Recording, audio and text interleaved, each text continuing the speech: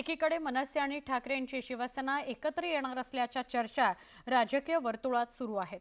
दुसरीकडे आता राष्ट्रवादी काँग्रेसच्या विलीनीकरणाच्या चर्चांनीही जोर धरलाय। यावर सुप्रिया सुळे आणि सुनील तटकरे यांनी सूचक विधान केलं। राष्ट्रवादी काँग्रेसच्या विलीनीकरणासंदर्भात अजित पवारांकडून कोणताही प्रस्ताव आलेला नाही असं सुप्रिया सुळे म्हणाल्या।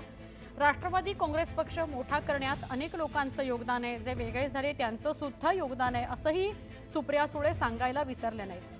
त्याचबरोबर राष्ट्रवादी काँग्रेसच्या विलीनीकरणाचा कोणताही प्रस्ताव आलेला नाही, पण भविष्यात आमच्या विचाराशी सहमत असलेले पक्ष आमच्याशी नक्की जोडले जाऊ शकतात असं सुनील तटकरे यांनी म्हटलंय।